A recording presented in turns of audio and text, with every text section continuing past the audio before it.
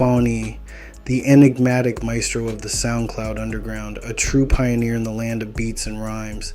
This fella's got more hits than a baseball in a home run derby, and his influence is like that one family member who always insists on making everyone do the Macarena at family gatherings. He's rolled deep with the likes of Uno the Activist and even the iconic Playboi Carti, forming a squad that practically started a whole new era in the plug and SoundCloud rap game.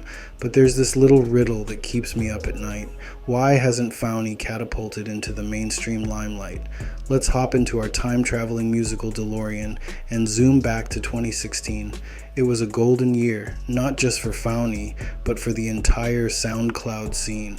Rumor has it that Fawny signed a management deal with the powerhouse label Quality Control, known for being an influencer's influencer. During his brief stint with Quality Control, Fawny dropped a bombshell of a track that's still chatted about today, a SoundCloud classic, if you will.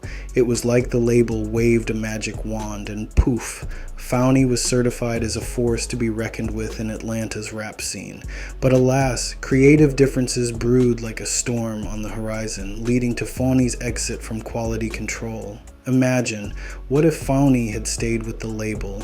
Would he be rubbing shoulders with the likes of Migos and Lil Baby now? Quality Control isn't a stranger to shaping the destinies of artists.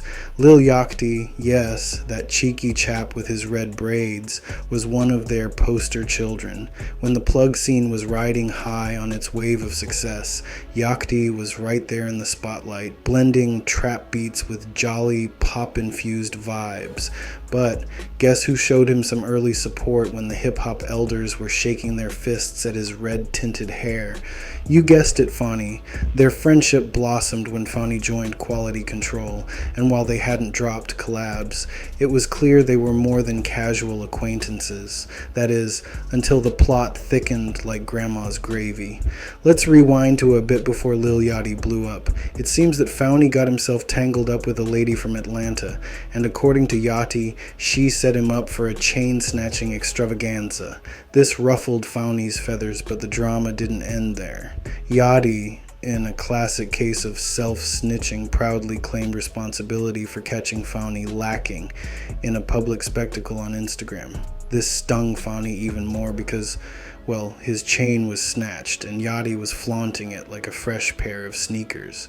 Oddly enough, Yachty posted a pic of Fawny's chain on Instagram after claiming no involvement.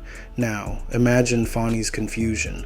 All this tangled web of drama led to an incident that had more heat than a dragon's breath. Apparently, Fawny decided to follow Yachty and his entourage after one of his shows, and a round of shots was fired at Yachty's ride. Fawny even had the nerve to call Yachty afterward like some comic book villain and chuckle about it. This was the tipping point, and Yachty was convinced that Fawny was the man behind the shooting. Quality Control, smelling blood, thirsted for retaliation. In a No Jumper interview, Fawny claimed that members of Yachty's label attempted to raid his manager's condo.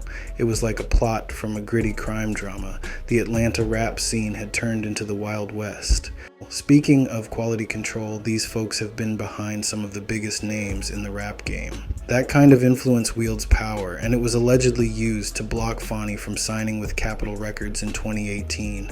When Coach K got wind of this, he nearly had a meltdown. No way was he going to let someone who had taken shots at his superstar snag a record deal.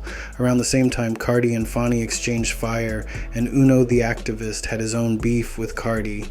It's like the beef buffet that never ends. Carti seemed to have shifted allegiance towards ASAP Mob and Ian Connor, parting ways with Fawny and Spurge Gang. Carti even unofficially declared his side in a Fader video, which happened just a week after the Fawny Yachty incident. It's worth noting that during this time, D Savage and Carti were surprisingly cool. D Savage encouraged Carti to confront Fawny, calling him a suburb citizen. Fawny, ever the drama magnet, went looking for D Savage and even confronted Tyler, the creator. There's even an iconic video of him yelling at Tyler. Now that's a plot twist. With all these antics and beef piled up, Coach K had had enough. The combination of past grudges, Fonny's departure from quality control, and the Yachty incident formed a volcano of displeasure. When he found out about Capitol Records showing interest in Fonny, he drew a line in the sand and publicly accused Coach K of blackballing him, warning Capitol Records not to sign him. In the music industry, getting blackballed is like being marked with a scarlet letter. But here's the kicker. Fonny, although not a household name, still commands a strong and supportive fan base. He's a living testament that you don't need a major label to make it big.